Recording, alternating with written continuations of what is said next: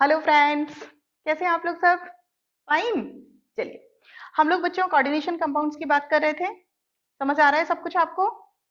Previous video में हम coordination compound में क्या पढ़ रहे थे बच्चों? आइसोमेरिज्म की बात कर रहे थे। आइसोमेरिज्म का एक पार्ट हम बता चुके हैं। आइसोमेरिज्म क्या होती है, कितने टाइप की होती है, ये हम बता चुके थे आपको। आइसोमेरिज्म में हमने दो टाइप्स बताए थे आपको। कौन कौन से बताए थे बताओ जरा? स्टीरियो आइसोमेरिज्म और दूसरा स्ट्रक्चरल आइसोमेरिज्म। स्टीरियो आइसोमेरिज्म फिर अगेन हमने बताया था आपको दो टाइप का होता है।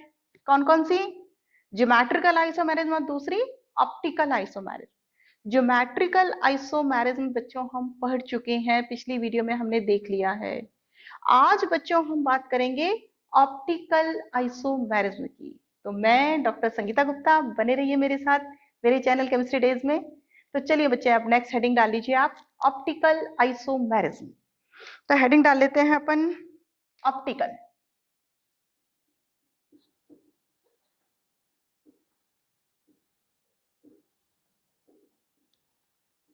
देखो बच्चों, आज की वीडियो देखने से पहले आप प्रीवियस वीडियो आइसोमेरिज्म के जरूर देख लेना। अगर आप नए बच्चे हैं तो, और कंटिन्यूशन में देख रहे हैं तो कोई दिक्कत ही नहीं है फिर तो। क्योंकि डायरेक्ट ये चीज समझ में नहीं आ सकती, हमें पहले ये पढ़ना पड़ेगा कि आइसोमेरिज्म क्या होती है, ज्योमेट्रिकल आइसोमेरिज्म क्या होती है, फिर हम ऑप्टिकल की बात करेंगे। तो डायरेक्ट ये वाली वीडियो मत देखना, ठीक है? चलिए, हम ऑप्टिकल आइसोमेरिज्म बात कर रहे थे। ऑप्टिकल आइसोमेरिज्म हमने पहले भी बता दिया था कि ऑप्टिकल आइसोमेरिज्म का मतलब क्या होता है। आइसो हमने ये बताया था। स्टीरियो आइसोमेरिज्म क्या होती है ये तो हम बता चुके थे ना। स्टीरियो आइसोमेरिज्म क्या होता है? केमिकल बॉन्डिंग ऐसे कैसे रहती है, लेकिन हो क्या रहा है उसका, इस थ्री डायमेंशनली जो है स्पेस में जो अरेंजमेंट होता है वो डिफरेंट डिफरेंट हो जाता है, जिसमें दो टाइप है। ज्योमेट्रिकल हम पढ़ चुके थे, ऑप्टिकल की बात करेंगे। ऑप्टिकल की बात करने से पहले बेटा हम ये बात कर रहे हैं कि अगर हम ये कहते हैं कि कोई कंपाउंड्स हैं, उनमें से अगर हम प्लेन पोलराइज लाइट को पास करते हैं और अगर वो प्लेन पोलराइज लाइट रोटेट हो जाती है आइदर लेफ्ट साइड और राइट साइड, तो then they compounds are known as a optically active compounds. अब आप ये कहेंगे प्लेन पोलराइज लाइट क्या होती है?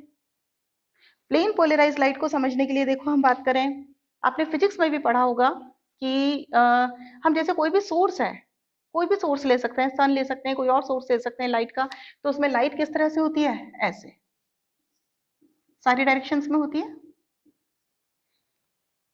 इस लाइट को अगर हम निकोल प्रिज्म में से पास करते हैं,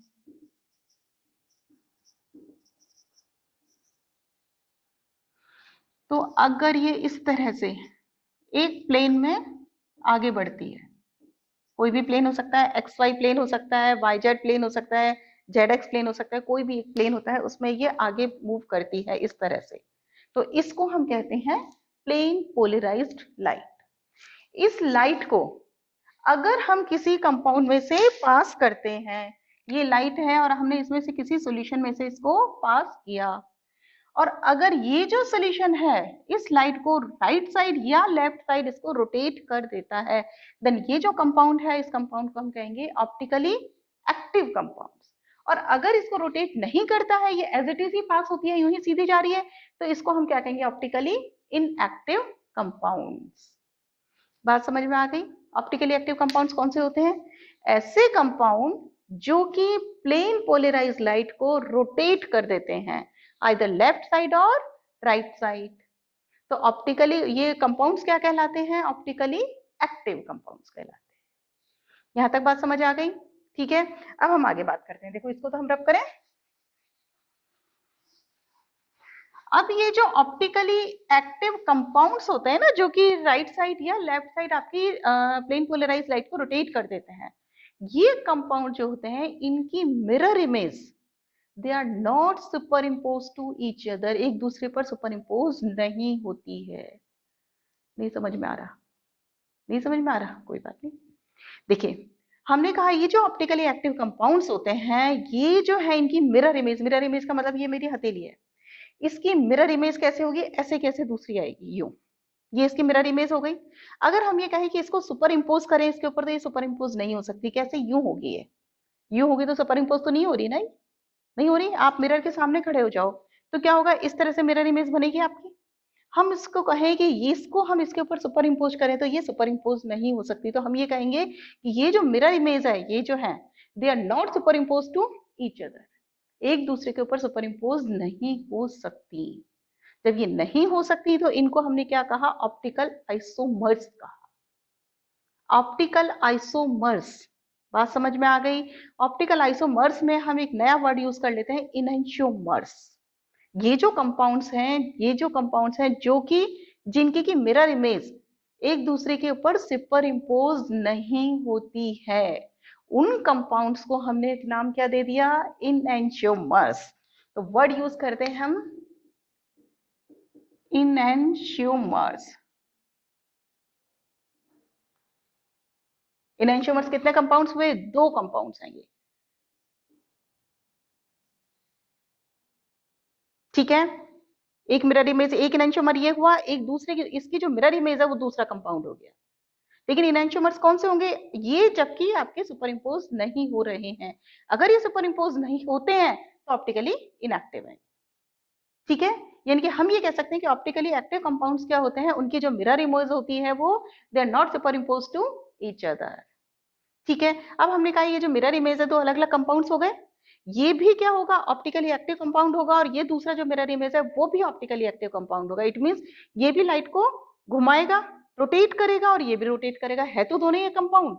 तो हम ये कहते हैं कि ये अगर लाइट को राइट में रोटेट करता है तो ये जो इसकी मिरर इमेज है वो क्या करेगा, लेफ्ट में रोटेट करेगा। कौन सी लाइट, प्लेन पोलराइज लाइट। तो अगर हमने कहा कि अगर लाइट को एक कंपाउंड जो कि लाइट को प्लेन पोलराइज को राइट में रोटेट करता है, उसको हम कहते हैं डेक्स्ट्रो रोटेटरी, डी से रिप्रेजेंट करते हैं। और वो कंपाउंड, वो जो मिरर इमेज है दूसरी जो कि आपके लेफ्ट में रोटेट कर रही है प्लेन पोलराइज, तो उसको हम कहते हैं लीवो, एल से रिप्रेजेंट करते हैं, ठीक है। यानी कि इनएंशियोमर्स क्या होंगे, इनएंशियोमर्स बेटा आ जाते हैं आपके शॉर्ट नोट में आ जाते हैं। इनएंशियोमर्स क्या होते हैं, इनएंशियोमर्स कौन से होंगे, जिनके की मिरर इमेज, ये ऑप्टिकली एक्टिव कंपाउंड्स है जिनके की मिरर इमेज क्या होगी, एक दूसरे के ऊपर सुपर इम्पोज नहीं होती। ये भी इनएंशियोमर है, ये भी इनएंशियोमर है, ठीक है। एक इनएंशियोमर जो कि प्लेन पोलराइज लाइट को राइट में रोटेट करता है उसको हम डेक्स्ट्रो रोटेटरी कहते हैं, और दूसरे को लीवो रोटेटरी कहते हैं, ठीक है। और एक बात और है, ये जो इनएंशियोमर्स हैं ये क्या होते हैं, किराइल मॉलिक्यूल्स होते हैं। किराइल का मतलब हम अपने ऑर्गेनिक कंपाउंड्स में यानी कि अच्छे से समझ चुके हैं, कार्बोहाइड्रेट्स बायोमॉलिक्यूल्स में पढ़ चुके हैं। कार्बन के 4 बॉन्ड्स होते हैं, अगर उन चारों पर डिफरेंट ग्रुप जुड़े रहते हैं उसको हम कहते हैं किराइल, ठीक है। तो हम ये कह सकते हैं कि ये जो इनएंशियोमर्स होते हैं वो कौन से होते हैं, किराइल मॉलिक्यूल्स होते हैं। ये तो सिंपल हमने बात कर ली ऑप्टिकली आइसोमेरिज्म की। इसके कुछ एग्जांपल्स देखते हैं तो उनको और अच्छे से समझ आ जाएगा। एग्जाम्पल, जनरली ये ऑक्टाहेड्रल कॉम्प्लेक्सेस जो होते हैं ना वो आपके ऑप्टिकली आइसोमेरिज्म शो करते हैं। एग्जाम्पल ले लेते हैं इसका, COEN की होल थ्राइस 3+। ये एग्जाम्पल आपको ध्यान है, ज्योमेट्रिकल आइसोमेरिज्म ये क्या होगा, शो नहीं करेगा। क्यों शो नहीं करेगा बच्चों, होमोलैप्टिक है, सेम है, तो ये ज्योमेट्रिकल आइसोमेरिज्म शो नहीं करेगा। लेकिन ऑप्टिकली आइसोमेरिज्म शो करेगा। कैसे है, इसका स्ट्रक्चर ऑक्टाहेड्रल कॉम्प्लेक्स है, स्ट्रक्चर बना लो, देखो कैसे बनाए। ऑक्टाहेड्रल का जानते हैं आप अच्छे से, ठीक है।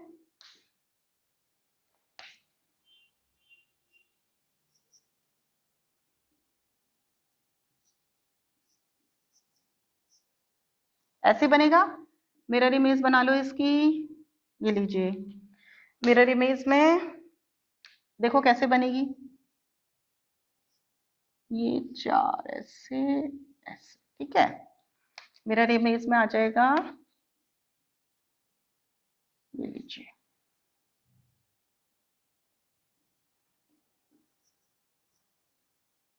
ये क्या हुई आपकी मिरर इमेज। ये आपके, अगर हम इसको एक दूसरे के ऊपर सुपर इम्पोज करेंगे तो ये सुपर इम्पोज नहीं होंगे। तो ये दोनों ऑप्टिकली एक्टिव कंपाउंड्स हैं, इन दोनों को क्या बोलेंगे हम, इनएंशियोमर्स बोलेंगे। तो ये कौन सा इनएंशियोमर है, डेक्स्ट्रो रोटेटरी है अगर, तो ये कौन सा है, लीवो। ये अगर प्लेन पोलराइज लाइट को राइट में रोटेट कर रहा है तो ये किस में करेगा, आपका लेफ्ट में रोटेट करेगा। तो ये डेक्स्ट्रो है और ये लीवो है। इसको अपन +3 है ना, तो यहाँ अपन ऐसे लिख सकते हैं, इस तरह से। हमने पहले भी बता दिया था आपको। ठीक है, बात समझ आ गई। एनेंशियोमर्स का मतलब समझ में आ गया, कंपाउंड समझ में आ गया। ज्योमेट्रिकल आइसोमेरिज्म शो नहीं करेगा लेकिन ऑप्टिकली आइसोमेरिज्म शो करेगा। क्यों करेगा उसका रीजन आपको समझ में आ गया। ठीक है, एक और एग्जांपल ले लेते हैं, इसको तो हम रब करते हैं। दूसरा लेते हैं,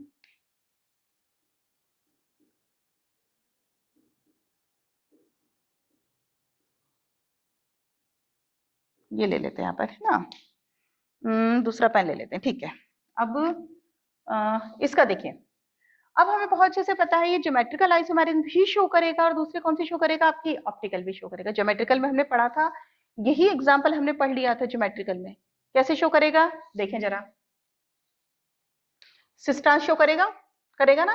हेटेरोलेप्टिक है, देखिए पहले तो हम सिस्ट्रांस बना लें इसका। ये ऑक्टाहेड्रल कॉम्प्लेक्स है, ये ऐसे।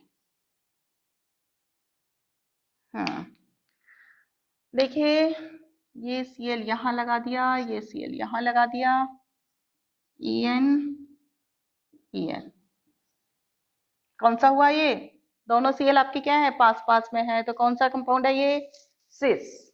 ठीक है, यहां लगा दिया हमने सिस। दूसरा थोड़ा सा यहां बना देते हैं हम दूर, ये प्लेटिनम। ठीक है, ट्रांस में हम क्या लगाए, आप एक Cl यहां लगा दें, एक Cl यहां लगा दें। ठीक है, ये तो ध्यान रखना ही बेटा, 2+ और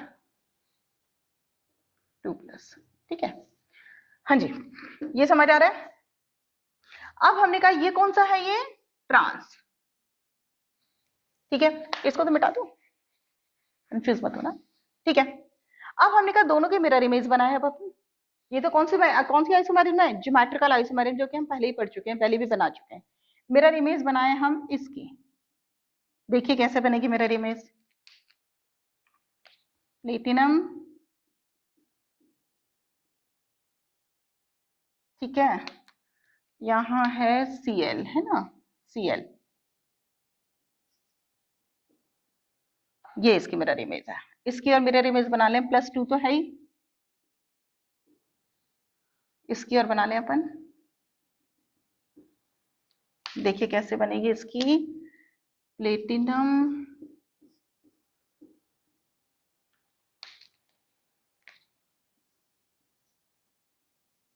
ठीक है। अब इनको देखिए आप, दोनों इसको स्ट्रक्चर्स को देखने की कोशिश कीजिए। सिस वाला जो है, सिस में अगर ये क्या है, इसकी मिरर इमेज है, इसको मैं आपको सुपर इंपोज करने की कोशिश करूंगी, ये Cl है, सुपर इंपोज करने की कोशिश करूंगी, तो क्या होगी, ये इसके ऊपर सुपर इंपोज नहीं हो सकती। इट मीन्स ये क्या है, ये आपका ऑप्टिकल आइसोमेरिज्म शो कर रहा है। जबकि यहाँ आप देख रहे हैं, यहाँ हम ये देखें, इसको सुपर इंपोज यहाँ करेंगे तो as it is superimpose हो रहा है।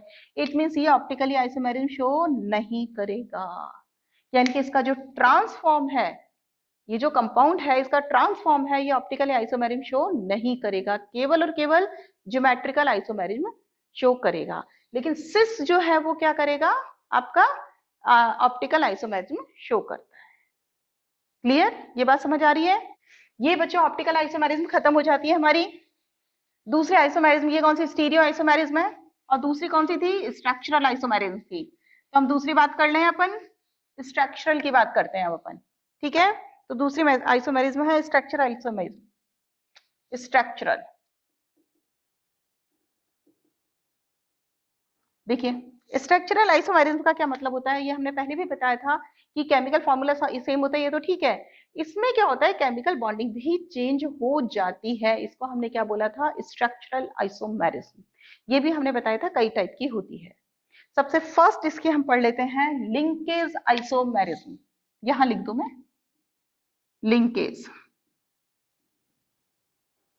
Linkage isomerism. देखिए लिंकेज आइसोमेरिज्म क्या होती है, लिंकेज आइसोमेरिज्म जनरली ऐसे कोऑर्डिनेशन कंपाउंड्स में मिलती है जिनमें क्या होता है कि आपका एम्बीडेंटेड लिगेंड होते हैं। अब एम्बीडेंटेड लिगेंड क्या होते हैं ये हम बता चुके हैं आपको। जैसे नाइट्राइट है, NO2 है, वो आपके मेटल एटम से N से भी जुड़ सकता है और O से भी जुड़ सकता है। थाइसाइनेट है, N से भी जुड़ सकता है और S से भी जुड़ सकता है। तो ये वाले जो कंपाउंड्स हैं इनको, यानी कि ये जो एम्बीडेंटेड लिगेंड जिनमें पाए जाते हैं वो क्या होते हैं, आइसोमेरिज्म ये शो करते हैं। एग्जाम्पल लिख लें इसी का ही। एग्जाम्पल देखिए, ये कोऑर्डिनेशन कंपाउंड है नाइट्राइट, इसमें क्या है, एम्बीडेंटेड लिगेंड है। अगर ये मेटल एटम से O से जुड़ा रहता है इस तरह से, तो ये जो कोऑर्डिनेशन कंपाउंड है इसका कलर जो होता है वो रेड कलर का होता है। हमने आपको कहा था ना फिजिकल और केमिकल प्रॉपर्टीज चेंज हो जाती हैं, तो आपकी रेड कलर का होता है। अगर ये N से जुड़ा हुआ है तो इसका कलर येलो हो जाता है कंपाउंड का। तो दोनों ही कोऑर्डिनेशन कंपाउंड्स की प्रॉपर्टीज अलग अलग हो जाती है। तो इस तरह के अपन को आइसोमेरिज्म को कौन से कहते हैं, लिंकेज आइसोमेरिज्म कहते हैं। ठीक है, आगे समझ में, नेक्स्ट ले लें। ठीक है, तो नेक्स्ट लेते हैं अपन, इसको तरफ करते हैं। नंबर 2 आती है कोऑर्डिनेशन।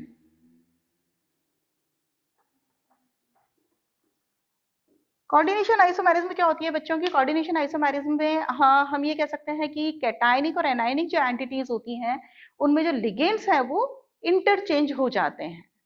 कैसे, एग्जाम्पल से बहुत अच्छे से समझ में आएगा। एग्जाम्पल ले लेते हैं, देखो इसका एक, देखिए ये है एक इसका, ये एक आइसोमर तो ये है, दूसरे आइसोमर में क्या हो रहा है, देखिए CrNH3 6 COCN6। ठीक है, इनमें क्या हो रहा है, देखो ये जो लिगेंड है ये क्या हो रहा है, इंटरचेंज हो रहा है। या हम ये कह सकते हैं कि ये जो साइनाइड है ये कहाँ जुड़ गया, कोबाल्ट से जुड़ गया, और ये जो NH3 है वो कहाँ जुड़ गया, आपका क्रोमियम से जुड़ गया। तो ये जो कैटायनिक और एनायनिक एंटिटीज है इनमें लिगेंड जो होते हैं वो इंटरचेंज हो जाते हैं और दोनों की प्रॉपर्टीज अलग अलग मिलेगी हमें। ठीक है, ऐसे आइसोमेरिज्म का हमने क्या बोला, कोऑर्डिनेशन आइसोमेरिज्म। ठीक है, क्लियर। नंबर 3 लिख लें। नेक्स्ट लिखिए आयनाइजेशन। आयोनाइजेशन आइसोमेरिज्म, ये भी बहुत सिंपल है, इसको हम रब करें पहले तो। इसमें देखिए, इसमें क्या होता है, इसमें आयनाइजेशन आइसोमेरिज्म में जो आपके काउंटर आयन होता है, काउंटर आयन और लिगेंड में क्या होता है, आपस में इंटरचेंज हो जाता है, एक्सचेंज हो जाता है। कैसे होता है, इसको भी एक एग्जांपल से समझने की कोशिश करें। देखिए एक एग्जांपल ले लेते हैं। देखिए यहाँ ये Br क्या है, काउंटर आयन है। SO4 क्या है, SO4 NH3 ये क्या है, आपके लाइगेंड्स हैं। तो हमने कहा ये जो आपका काउंटर आयन है और ये जो लाइगेंड है ये इंटरचेंज हो जाते हैं। इस केस में क्या हो रहा है, सल्फेट जो है वो तो आपका काउंटर आयन बन गया और Br किस में चला गया, आपका लाइगेंड्स में चला गया। तो ये दोनों जो आपके कोऑर्डिनेशन कंपाउंड्स हैं इनकी दोनों की प्रॉपर्टीज अलग अलग हो जाती है और आइसोमेरिज्म कौन सी कहलाएगी, आयनाइजेशन आइसोमेरिज्म कहलाएगी।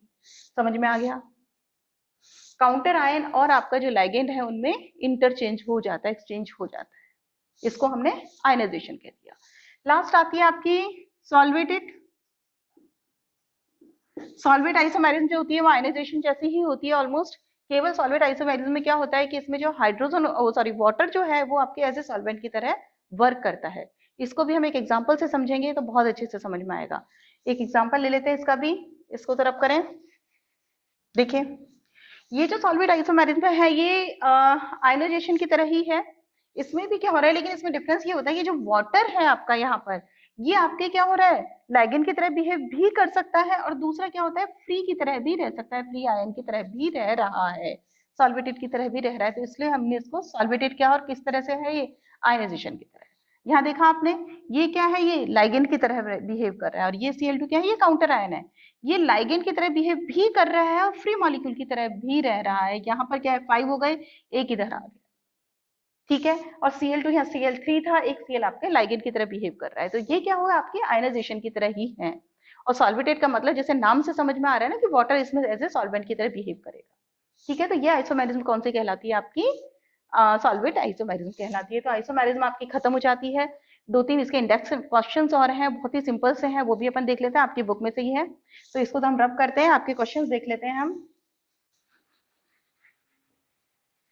देखिए आपका इंडेक्स क्वेश्चन देख लीजिए आप 9.3, एक बार मैं रीड कर देती हूँ उसको।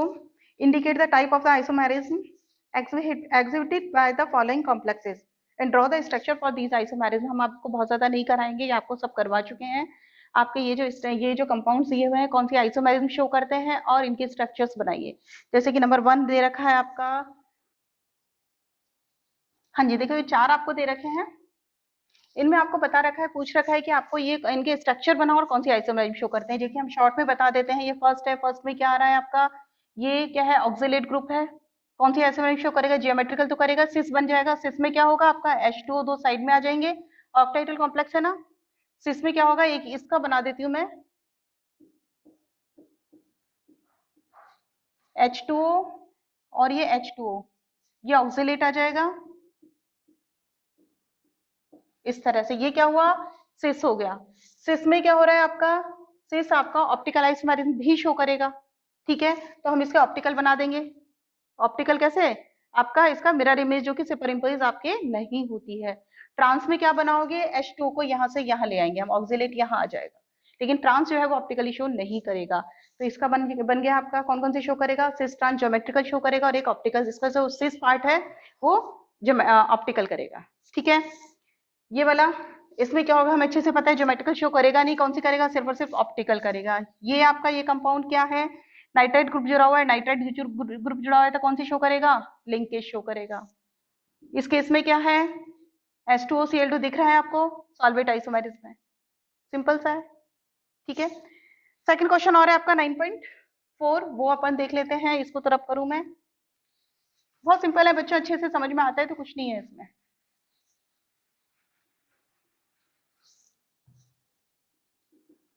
9.4 है, एक बार रीड कर देती हूँ उसको भी। गिव द एविडेंस दैट, दो कंपाउंड्स दे रखे हैं उन्होंने और ये बताएंगे, ये पूछ रहे हैं कि ये दोनों के दोनों आपके आइसोमर्स हैं या नहीं है, कि दोनों कंपाउंड्स में पहले बना देती हूँ। देखिए ये पूछा जा रहा है कि एविडेंस दीजिए कि ये दोनों के दोनों आपका आयनाइजेशन आइसोमेरिज्म शो कर रहा है। ये आपको बहुत अच्छे से पता है, पूछ भी सकते हैं कि इसकी कौन सी आइसोमेरिज्म शो करेगा, तो आयनाइजेशन करेगा। क्वेश्चन कई तरह से आ सकता है ना, अब ये भी बता रखा है कि इसका एविडेंस हो कि आयनाइजेशन है। ये भी पूछ सकते हैं कि ये कंपाउंड जो है वो कौन सी आइसोमेरिज्म शो करेगा, आयनाइजेशन शो करेगा। SO4 क्या होगा आपका, ये किस में आ रहा है, ये आपका काउंटर आयन में आ रहा है। ये क्या होगा आपका, लिगैंड की तरह भी बिहेव कर रहे हैं कि SO4 यहाँ आ गया, Cl यहाँ चला गया। तो इस तरह से ये आपका इंटरचेंज हो रहा है, इसलिए ये आयनाइजेशन आइसोमेरिज्म शो कर रहे हैं, ये वाली जो हम पहले बता चुके हैं। क्लियर हो गया काम, समझ आ गया बच्चों सबको। चलिए, तो आज के लिए बच्चों इतना ही, आइसोमेरिज्म वाला टॉपिक अपना खत्म हो चुका है। दोनों तरह की आइसोमेरिज्म हमने बता दी है, आई थिंक आपको समझ में आ गया होगा। फिर भी कोई प्रॉब्लम है तो आप कमेंट बॉक्स में कमेंट कर सकते हैं। अगर बच्चों अच्छी लगती है वीडियो आपको तो लाइक कीजिए, शेयर कीजिए और सब्सक्राइब कीजिए चैनल को। Okay, thank you.